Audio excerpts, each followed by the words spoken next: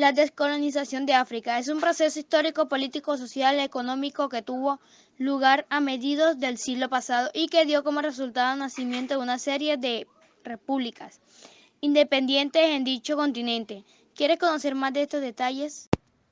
Descolonización de África, antecedentes y contexto.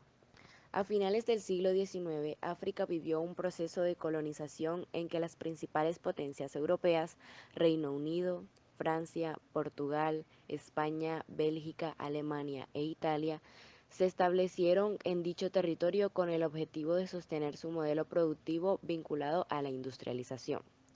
El denominado continente madre les ofrecía materias primas de gran calidad, ante lo cual se estableció un sistema de colonialismo que se selló con el Pacto de Berlín del año 1884.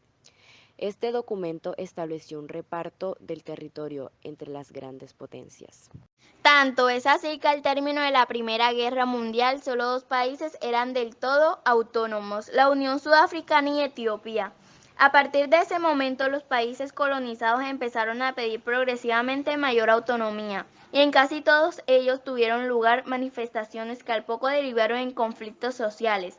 A mediados de la década de los 50 ya estaba el terreno abandonado para el nacimiento de nuevas repúblicas. ¿Cómo se produjo la descolonización de África? En el sentimiento independentista en varios países africanos tuvo un efecto dominó que se expandió rápidamente por toda la zona y dio lugar al proceso histórico que ahora se conoce como descolonización de África.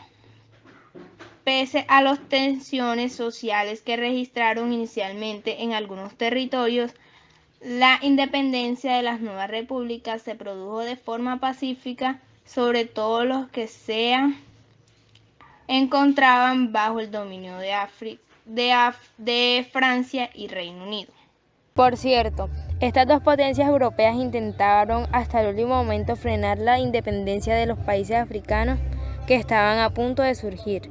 De hecho, llegaron a plantear vías intermedias para que así fuese, como por ejemplo la confirmación de Unión Francesa, una alianza de territorios franceses que otorgaba mayor niveles de autonomía y autogobierno a las colonias. Sin embargo, dichos esfuerzos fueron insuficientes.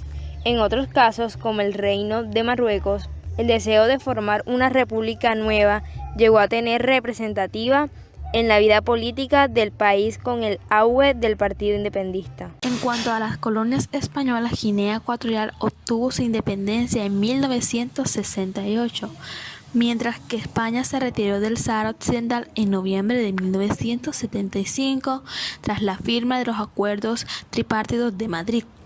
Sin embargo, las acciones armadas que se desarrollaron en este territorio tras la salida de las tropas españolas provocó una huida masiva de refugiados hacia el sur de Argelia.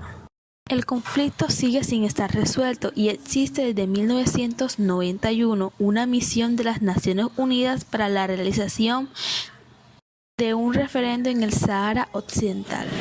Descolonización africana y Organización para la Unidad de África. En la década comprendida entre 1950 y 1960, se independizó la gran mayoría de los estados del norte, el centro y el oriente del continente, incluida la isla de Madagascar y la región que hoy día se conoce como el Cuerno de África. Una década más tarde, el movimiento independentista se había extendido hacia el sur y casi todo el occidente. Fue precisamente en esos años cuando cobró forma la idea de un ente territorial al que pertenecieran las nuevas repúblicas para considerar un bloque continental de cara al resto del mundo. Se llamó Organización para la Unidad Africana y surgió en 1963.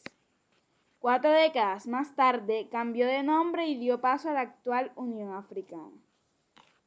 La independencia de los países africanos fue un paso importante para la constitución de nuevas repúblicas.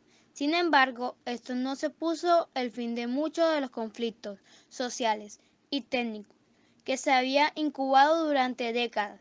De hecho, hoy en muchos de estos conflictos aún perviven.